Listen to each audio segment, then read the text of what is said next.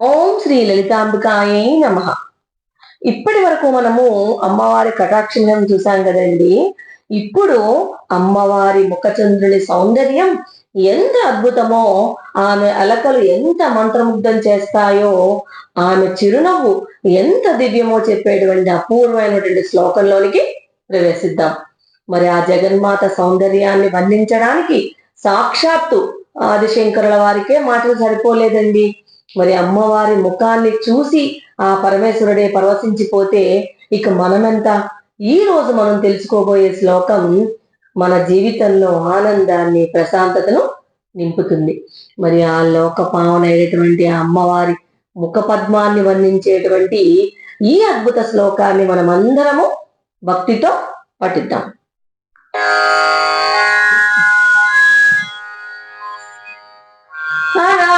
స్వాభావ్యా దళికలభస శ్రీ విరలకైః పరీతం తే వక్త్రం పరిహసతి పంకేరుహరుచిం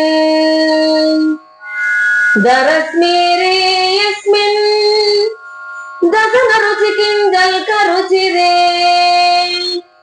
సుగంధౌ మాద్యంతి స్మరదహన చక్షుర్మధులిహః.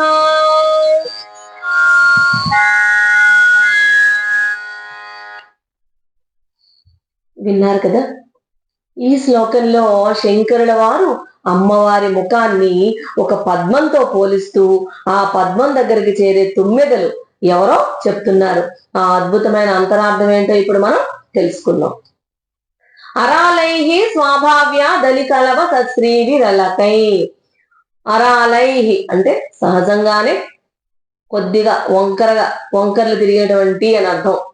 స్వాభావ్యాత్ అంటే సహజ సిద్ధమైనటువంటి. అలికలభ తుమ్మెదల గుంపు.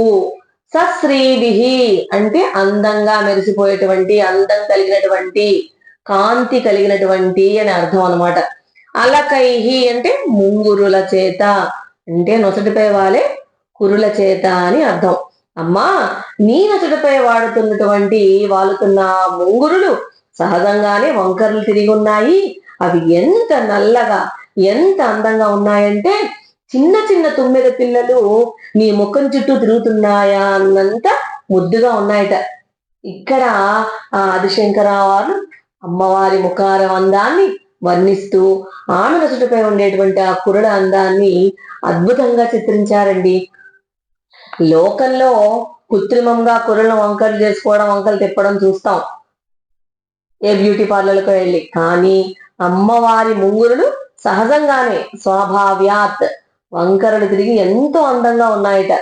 ఇంకా అమ్మవారి కురులను ఎలా పోలుస్తున్నారైనా అలికలభ అంటే తుమ్మెద పిల్లలతోటి పోలుస్తున్నారు. తుమ్మెద పిల్లలు చాలా సుకుమారంగా, కాంతివంతమైన నలుపు రంగులో ఉంటాయట. మరి అమ్మవారి ముంగురులు కూడా అలాగే మెరుస్తూ ఆమె ముఖం అనే పద్మం చుట్టూ వాలుతున్నట్లుగా ఉన్నాయని వర్ణిస్తున్నారు. అక్కడ ఆ తల్లి ముఖం పద్మం వలె సువాసన వెదజల్లుతుంటే ఆ సువాసనకు ఆకర్షితమై తుమ్మెద పిల్లలే నీ కుర్లుగా మారాయా అన్నంత భ్రమను ఈ వర్ణన మనకి కలిగిస్తోంది. మొత్తంగా ఈ పాదం అమ్మవారి కేశ సంపద ఎంత సుకుమారమైనదో, ఎంతటి దివ్యమైన సౌందర్యం కలిగిందో మనకి వివరిస్తోంది. ఇక రెండో పాదంలోకి వెళ్తే గనక పరీతంతే వక్త్రం పరిహసతి పంకేరుహ రుచిం. పరీతం అంటే చుట్టుముట్టబడి ఉండేటువంటి, తే నీ యొక్క, వక్త్రం అంటే ముఖము, పరిహసతి ఏళన చేయడం అన్నమాట, ఎగతాళి చేస్తోంది. అంటే ఎగతాళి అంటే ఇక్కడ ఎగతాళి అని అర్థం కాదు, అంటే అంతకంటే నిన్నగా ఉందని చెప్పడం అన్నమాట.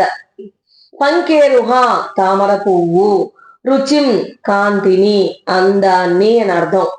అంటే అర్థం, అమ్మా నల్లటి ముంగురులతో చుట్టబడినటువంటి నీ ముఖము వికసించిన పద్మం యొక్క అందాన్ని సైతం హేళన చేస్తోంది. అంటే అర్థం, నీ ముఖార విందం ఆ పద్మం కంటే ఎంతో సుందరంగా, కాంతివంతంగా ప్రకాశిస్తోంది అని అర్థం. ఈ పాదంలో ఆదిశంకరుల వారు అమ్మవారి ముఖాన్ని పద్మంతో పోలుస్తున్నారు. పోలుస్తూనే పద్మం కంటే ఆమె ముఖమే గొప్పదని చెప్తున్నారు.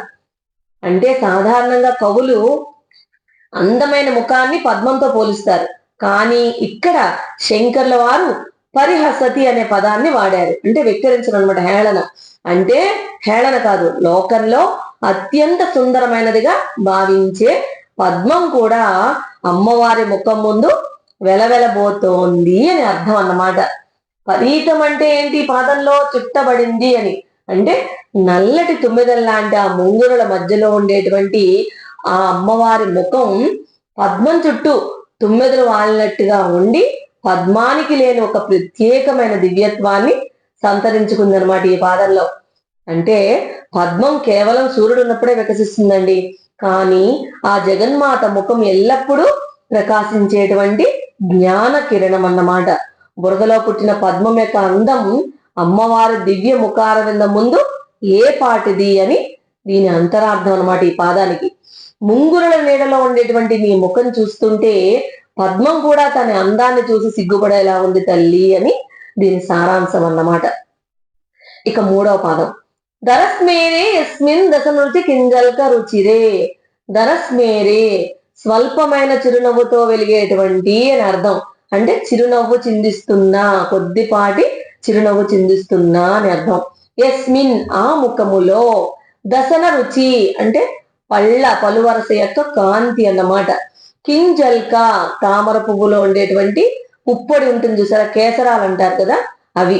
రుచిరే వలే అందంగా ప్రకాశిస్తున్నట్టు మెరుస్తున్నాయని అర్థం. అమ్మా, చిరునవ్వు చిందిస్తున్నటువంటి నీ ముఖంపై నీ తెల్లని పళ్ళ కాంతి ఆ పద్మములోని బంగారు రంగు కేసరాల వలె ఎంతో అందంగా మెరుస్తోంది అని అంటున్నారు. ఈ పాదంలో శంకర్ల వారు అమ్మవారి మందహాసాన్ని అంటే చిరునవ్వుని ఇంకా ఆమె పళ్ళ కాంతిని అద్భుతంగా వర్ణించారండి. అమ్మవారి ముఖం ఎప్పుడు ప్రసన్నంగా చిరునవ్వుతో అంటే దరస్మేరే ఉంటుందిట. ఆ నవ్వు భక్తుల కష్టాలను పోగొట్టి వారికి అభయాన్ని ఇస్తుందన్నమాట. ఇక్కడ మునుపటి లైన్లో ముఖాన్ని మునుపటి పాదంలో ముఖాన్ని పద్మంతో పోల్చినటువంటి శంకర్లు ఇక్కడ ఆ పద్మం లోపల ఉండే విశేషాలను చెప్తున్నారు. ఏంటంటే ఒక పద్మం వికసించినప్పుడు దాని మధ్యలో ఉండేటువంటి ఆ కేసరాలు ఎంత కాంతివంతంగా కనిపిస్తాయో, అమ్మవారు నవ్వినప్పుడు ఆమె పళ్ళ వరుస కాంతి కూడా అలాగే మెరుస్తోందని ఇక్కడ పోలిక పెట్టారన్నమాట. ఇక్కడ పళ్ళను కేసరాలతో పోల్చడం ద్వారా ఆమె నవ్వులో ఒక దివ్యమైన తేజస్సు, స్వచ్ఛత ఉన్నాయని మనకి అర్థమవుతోందన్నమాట. అంటే నీ చిరునవ్వులో వెలుగుతున్నటువంటి ఆ పళ్ళ కాంతి వికసించిన పద్మములోని కేసరాల వలె ఎంతో శోభాయమానంగా ఉంది తల్లి అని ఈ పాదం యొక్క సారాంశం అన్నమాట. ఇంకా లాస్ట్ పాదం, సుగంధం మాద్యంతి స్మరదహన చక్షుర్ మధులిహ. సుగంధం అంటే దివ్యమైన సువాసన కలిగినటువంటి నీ ముఖమునందు, మాద్యంతి అంటే మత్తెక్కిపోవడం అనమాట, మైమర్చిపోవడం, పరవశించిపోవడం. స్మరదహన మన్మధుణ్ణి దహించినటువంటి పరమశివుడు. చక్షుహు అంటే నేత్రాలు, కళ్ళు. మధులిహ అంటే తేనెను ఆస్వాదించేటువంటి తుమ్మెదలు. స్మరదహన చక్షుర్ మధులిహ అంటే మన్మధుణ్ణి దహించినటువంటి శివుని కళ్ళనే తుమ్మెదలు అని అర్థం. అంటే అమ్మా, దివ్యమైన సువాసన వెదజల్లుతున్న నీ ముఖము అనే పద్మము దగ్గర మన్మధుణ్ణి భస్మం చేసిన పరమశివుని కళ్ళు అనే తుమ్మెదలు పరవశించిపోయి మైమర్చి తిరుగుతున్నాయి తల్లి అని.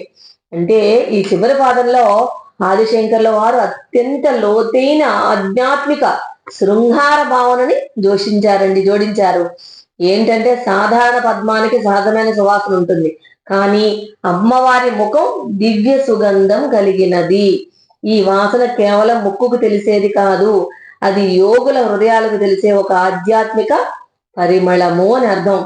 ఇక్కడ శివుణ్ణి స్మరదహన అంటే మన్మధుణ్ణి కాల్చిన వాడు అని సంబోధించారు కదా.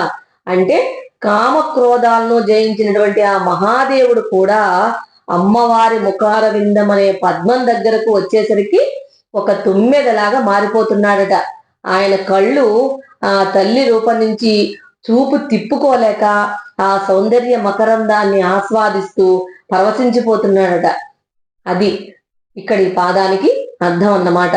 లోకాలను శాసించే పరమేశ్వరుడు సైతం ఆ జగన్మాత యొక్క దివ్య మంగళ స్వరూపానికి దాసమవుతాడని, ఆమె సౌందర్యం శివుడిని సైతం ముగ్ధుని చేస్తుందని దీని అంతరార్థం అండి.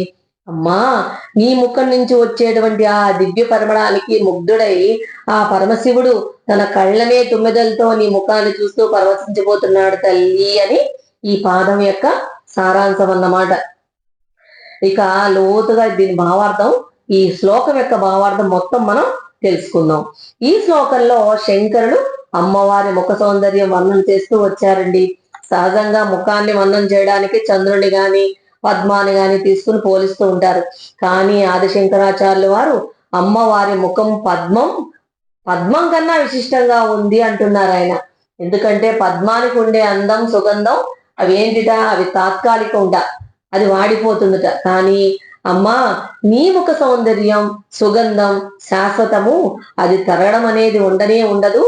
అలాంటప్పుడు నీ ముఖం పద్మంలా ఉందనడం సబబు కాదు కదా, పద్మం కన్నా గొప్పది కదా అని చెప్తున్నారండి శంకర్లు. ఇంకా ఏం చెప్తున్నారు?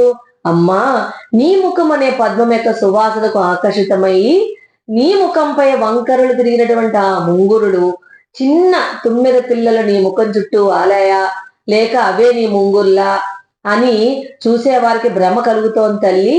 ఆ ముంగురులు పద్మానికి ఎక్కడున్నాయమ్మా, అంతటి అద్భుతమైన కేశ సంపద కలిగిన తల్లివి నువ్వు అని ఆ శంకరులు స్తుతిస్తున్నారన్నమాట. ఇంకా ఏం చెప్తున్నారు? నీ దంతాలు కేసరాలు, అవి వెలుగులు జిమ్ముతూ ఉన్నాయమ్మా.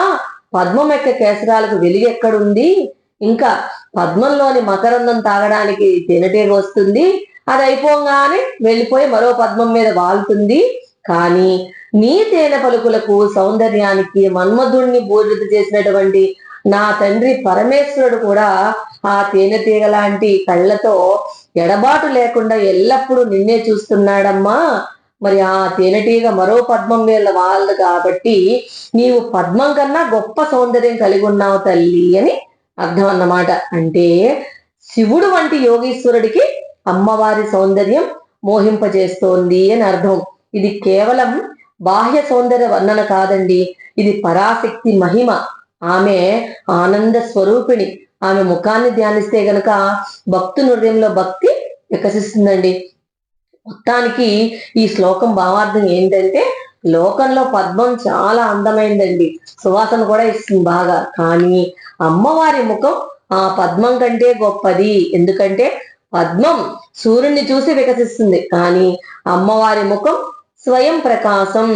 సాక్షాత్తు ఆ పరమేశ్వరుణ్ణి సైతం తన అందంతో ఆకర్షణతో కట్టిపడేసే శక్తి ఆ తల్లి ముఖార విందానికి ఉంది అని అర్థం అన్నమాట. అదండి ఈ 45వ శ్లోకంలోని అద్భుతమైన సౌందర్య రహస్యం అన్నమాట. ఆ తల్లి చిరునవ్వు మన కష్టాలన్నీ దూరం చేసి మన హృదయాలను ప్రశాంతంగా మారుస్తుందని అనుకుంటున్నాను.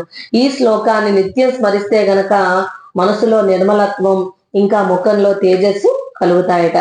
ఇంకా ఈ శ్లోకం మనకి ఇచ్చేటువంటి గొప్ప సందేశం ఏంటంటే, మనం బాహ్య సౌందర్యం కంటే మనసులో నిర్మలమైన భక్తిని కలిగి ఉంటే కనుక ఆ జగన్మాత అనుగ్రహం మనపై ఎల్లప్పుడూ ఉంటుంది.